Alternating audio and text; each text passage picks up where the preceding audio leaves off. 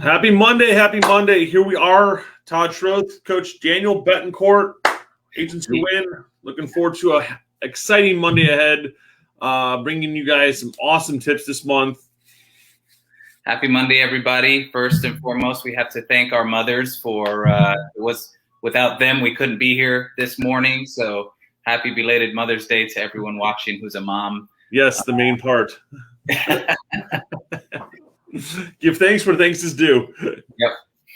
My daughter wished me a happy Mother's Day yesterday, too. So wanted to hey, we take part in it, too. Thank her for that. That's awesome. She said, happy Mother's Day to you, Dad. That's awesome. How old is she now? 3. All right, awesome. Recently, so, yeah, today we're going to be talking about new agents coming into the business, why the failure rate of new agents is so high. We're going to be focusing the next few weeks and few episodes on this issue because it's a very prevalent issue in the real estate industry. It's been a consistent percentage for years and years that over 85% of people who get their real estate licenses are out of the business within 2 years. So we're going to talk about some of the reasons why that is. And everyone, I think, should take notes and do a little self-analysis to determine, are we guilty of any of these? And maybe you can communicate with us on some ways to overcome these issues, because sometimes doesn't just come naturally, and we don't all have the answers, but we'd love to support you in that if anyone is struggling with any of these that we're about to rattle off this morning. Number 1, inconsistent income or failure to obtain business. This is a business that you do not get a 9-to-5 paycheck, so you've got to make sure you budget properly. You are in business for yourself, so you need to budget accordingly. Yes, that's right. It's a huge thing to go from a salary job to a commission-only job. So you have to have some savings before you do that. Number 2, lack of support. When you go into real estate, you definitely have to align yourself with people who are having success in real estate and who can contribute support. Your real estate instructor is not going to be there after you pass that course exam, or especially after you pass the state exam. So you have to align yourself and partner with some people that are also there to help you succeed in your goal. Number 3 is choosing the right brokerage. A lot of them end up choosing the wrong brokerage poorly, and they either focus on the splits or something else along that line, and they just need to find the right one that's going to fit them, whether it's just getting started with the right brokerage and then learning what you're doing and then moving on, or continue with the same company. If you're just getting into real estate, I recommend you speak with some realtors. Everybody knows 5 realtors, right? So speak with a couple of the realtors that you know are doing the best. Don't choose a broker based on what you think is the right way to choose a broker, because you've never done this before. So speak with some people who have experience being successful in real estate and get their opinions on how to choose a broker. Don't just kind of, try to figure it out on your own. If you've gone to school in class, like if you've gone to the class in a school, most of the time you'll have some connections with some of the friends there that you've met and talk to them about why they chose where they're going, and maybe share the reasons why you chose where you want to go, and maybe you guys end up going to someplace different together. And Todd and I would be happy to give you input on this as well. You can always message us. Yep. Number 4 is having a negative mindset and a negative attitude. People get into real estate, they're feeling good, they're feeling positive, but if you go into real estate thinking, that certain people, you can't trust their advice because they're trying to take advantage of you in some way, just realize that you're brand new in real estate, and I don't think anyone is really trying to get into your pockets or take advantage of you. If you ask sincere friends who are experiencing success, they're going to give you sincere advice. We watch a lot on the Facebook groups about, hey, I'm out writing 4 offers this weekend and 4 of them didn't get accepted. I mean, I just have to move on to the next, to the next house that we're going to write an offer on. You can't get down and depressed about it. It's not your fault. It's what the market is. That's right. Yep. The market's not out to get you. You just have to learn strategies to be successful in this market, because every day when you check the MLS, there's hundreds of transactions that are closing, that are going under contract. So people are getting them done. again, you have to align yourselves with people that can help you in those ways and give you support. Some of these may coincide with others, but thinking success comes easy in real estate, and it does and it doesn't. It's easy if you do the right path and you have the right plan, but it's a lot of hard work, grunt work, and smart work. A lot of times people get into real estate, they had an experience with a realtor who made it seem easy, and they say, wow, that realtor, they made X amount of dollars just for opening a few doors for me, and I can do that. So that's kind of oversimplifying the process and thinking that it's easy, and that's a surefire way to be in for a big surprise when you get into the real estate industry. Number 6, inability to handle tough times. So yes, like Todd mentioned earlier, you have to have thick skin. Every offer, man, could you imagine if every offer we ever made was accepted? we would exceed, we dumbed our goals down this year. And I'm like, I got to dumb them down further because we're writing so many offers. We'd be partying with Jeff Bezos and Elon Musk. So a lot of our offers do not get accepted. So, everything doesn't always pan out exactly perfectly. So you have to have thick skin. You have to realize that with each failure, you're one step closer to success. Yep. It's even the tough times can come down to, as this market shifts and you become more of a buyer's market, knowing how to handle that, when it's there. And, even this is more of a tougher market than I would say most are, just because of, the lack of inventory. As we get into more inventory, we'll write a lot of offers and get them accepted because obviously there's more inventory there instead of multiple offer situations.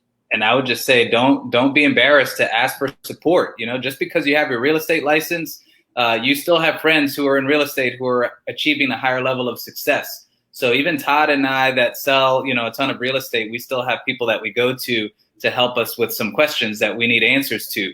So you always have to have an open mind to learning more and pick the brains of people who have done it and are achieving success. Number 8, not working hard enough. Todd, what's that all about? Not working hard enough. I think that comes down to, working smarter and not harder. Not working smart enough, because it's like getting up, you've got to have your routines in the day. And, if you just get up and blah, blah, blah all day long, you're not working smart on your business and focusing on the right things that need to be done. Treat it like a 9-to-5 job, but work it like a full-time business where it's, I call it work a half a day, pick which 12 you want to work. But, you are checking in at 9 o'clock or earlier, getting your day rolling, and, learn a time to shut down. But have your action plans for the day. Write your list out of what you're going to accomplish the night before. Yes, real estate transactions are not going to come to you just by hanging out at the salon and mentioning that you got your real estate license. They're not going to come by sending out, signing someone up for your brokerage's drip campaign, and deals are just going to start floating in. So you have to be passionate about real estate too. I think another big key to being successful in real estate is having a sincere interest and passion for real estate. Because if you just jump into real estate because you think it's easy money and the passion's not there and the interest isn't there, it's a recipe for disaster as well. Yeah. Number 9, not having enough savings. Recommend at least 6 months of money put away, and then it really comes down to a lack of budgeting. You really got to fine tune your money you have when you get into the business. I came into the business with 6 months of savings. When I was exiting my other business I put $20,000 away. That was going to sustain me for about 7 to 8 months. And I was able to use that while I was building my sales pipeline up. And if I didn't, and luckily I had my bills very low, small car payment, small mortgage, and minimal expenses. And as we grew, we spent more money on the business.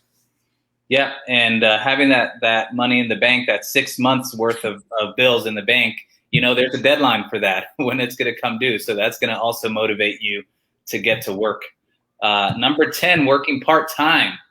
So it's very difficult for customers to have confidence in their realtor if they're working a 9-to-5 job doing whatever it is that part-time realtors do, whether it's working at Verizon or whatever it is that you're doing. Customers want to know that you are working for them, and submitting a reasonable amount of hours towards what they're, it's a huge transaction for a customer. So they don't want this to be a hobby for the person that they choose to help them with this huge transaction. One of our friends that has her license that sold one of my listings goes, yeah, sorry, I just do this for fun during the summers when I'm off from teaching. I was like, that's interesting.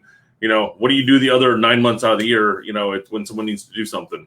And this is not a hobby. It's not a game of fun. You are working with someone's biggest transaction. So I say get into it full time and start with the right savings account to make sure you can sustain yourself. Number 11, fun. It's not a career. So yeah, we're talking to the people who want to make real estate their career. Yep. So if you have a career and you are an engineer and you do a few deals on the side, that's fine. That's not, real estate is not your career. You're doing it for fun or as a hobby. Yeah. Number 11, we're looking at not having clear actions or plans or goals. And you want to set down when you are starting a business. And so you've got to set a plan of action on how many homes you're going to sell to achieve the amount of income you want, where you're going to find your lead sources and all that. That's going to help guide you to success, having that action plan down. If you guys want to ever sit down and talk about some good goals and how to start your first year out, happy to do that. It's easy to arrive there when you have no destination planned out. So that's probably what your natural instinct is, the path of least resistance. So the path of least resistance is to go nowhere. And that's where 85% of the real estate licensees go. So the other 15, most of them, they have a destination in mind, they have goals, and they make those goals commitments, and they strive for those. Yep. So, number 12, not knowing how to generate real estate leads or even qualify them. I think generating them is easy. Qualifying them is a whole other gamut. Right. You don't want to spend time on someone who's unqualified, someone who just expresses interest. You have to know what questions to ask, and you have to know how to qualify the person, see if they're actually motivated because you're going to be spending hours, and there are some customers out there that are happy to accept all of the hours you're willing to submit to them, even though they are not ready to go themselves. So the next one on the list, 13, not knowing how to market their business. So you have to get the word out. You can't be a secret agent, right, Todd? You have to. People have to know you're in business. They have to be reminded often. Making a post on Facebook is great, but what the algorithms on Facebook, it might be like the same 10 people that you engage with most of the time that see that post. So you have to have other venues, other strategies for getting the word out. You have to be creative. You have to have support and advice. You have to read books on being successful in real estate. That's another place where you can get a lot of good information. Don't do what, conventional wisdom, because that doesn't work. I think it's just knowing how to market your business too, is being loud about your business, being loud and proud. And it is announcing every day about real estate, but you don't have to be obnoxious about it. Picking your top 100, sending them a letter every month about, why I'm in the business and, hey, see what's going on with the markets. Branding some shirts to wear that says I'm a realtor, that make them fun. And that's, I think, going to be the biggest thing is really just getting yourself known and then working from there. Posting listings, posting sales. If you don't have any, post your companies. And know what's going on. Like if you're not working with customers, you have all the time in the world to study the market, to study statistics, and share some of that information. Customers are going to be attracted to people who know their numbers, who know their stuff about real estate. So if you're not working with customers, you should be learning what's going on in your local market and give some state of the market videos, emails, just get the word out that you know what you're talking about. You're just not out there asking for business, because that is not attractive. So next one on the list is being difficult to work with. There's lots of people out there, this real estate is not what's like criminal law where it's a criminal attorney versus the prosecutor.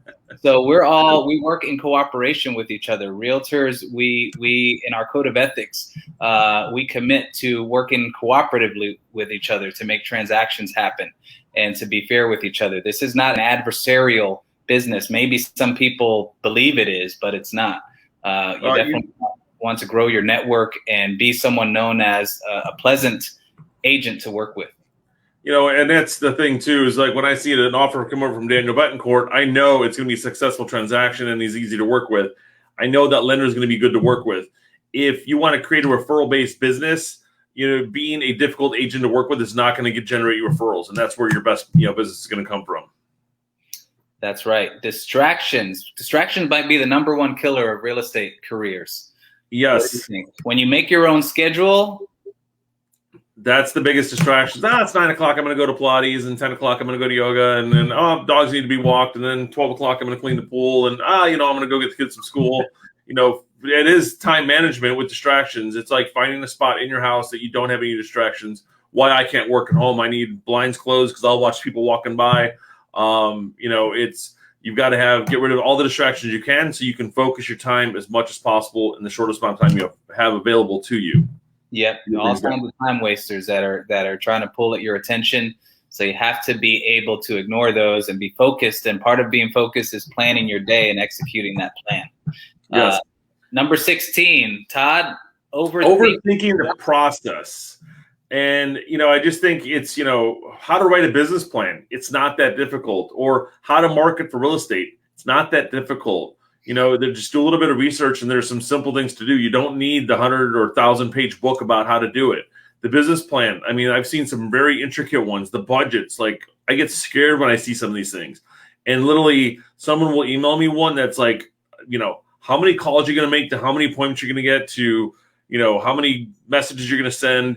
And it's easy. You don't need to go through and make and overthink the process of a marketing plan or budget or anything. Just find the simple way to do it and then get it done.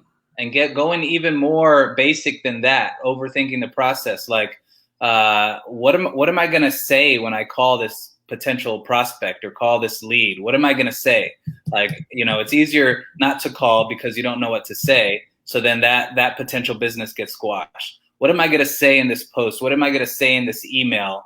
And, you overthink it so much, you get analysis paralysis, then nothing gets done. And, that's a surefire way to get no business. So don't overthink it. Again, if you hit this wall, writer's block or whatever you thinker's block, whatever you want to call it, get in touch with someone, find a mentor, find a coach for sure who can help you wrestle through these things.